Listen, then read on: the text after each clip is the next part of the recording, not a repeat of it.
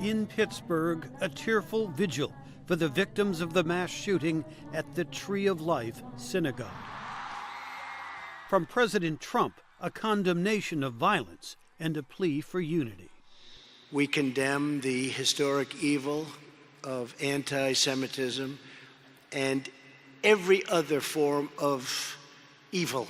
And unfortunately, evil comes in many forms. And we come together as one American people. The synagogue shooting and the arrest of a man charged with sending pipe bombs to prominent Democrats and Trump critics have heightened tensions and uncertainty in the final days of the midterm campaign, says analyst John Hudak. Well, the country is in pain. This is a set of circumstances that unfortunately happens in America all too regularly. That is acts of violence and acts of aggression toward fellow Americans by Americans. Hey folks, how are you? Former Vice President Joe Biden is among those calling for calm. I know sometimes these days the anger, the hatred, the viciousness seem like they're going to overwhelm us. And it's on our leaders to set the tone, to dial down the temperature, to restore some dignity to our national dialogue. A vote for Democrats is also a vote to destroy Medicare. Some Democrats say the president's partisan attacks have contributed to the politically charged atmosphere.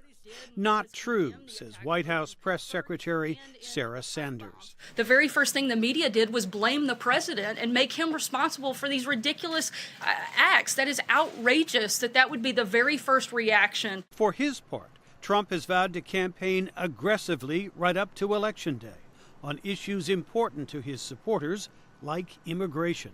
The Democrat Party is openly encouraging millions of illegal aliens to break our laws, violate our borders, and bankrupt our country. That's what has to happen. I did 50 town halls. You know what people talked about in those town halls? Health care. Democrats have focused on health care for much of the campaign, but Trump also looms large, says Jim Kessler. Democrats want to make this about health care and the tax bill and about Donald Trump. And let's face it, this is going to be about Donald Trump.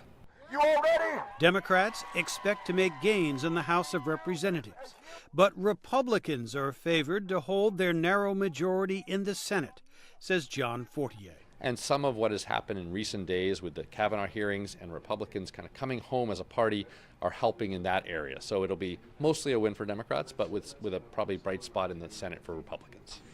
The stakes are enormous. A Democratic House could block the Trump agenda and launch numerous investigations of the Trump White House, complicating the president's re-election hopes in 2020. Jim Malone, VOA News, Washington.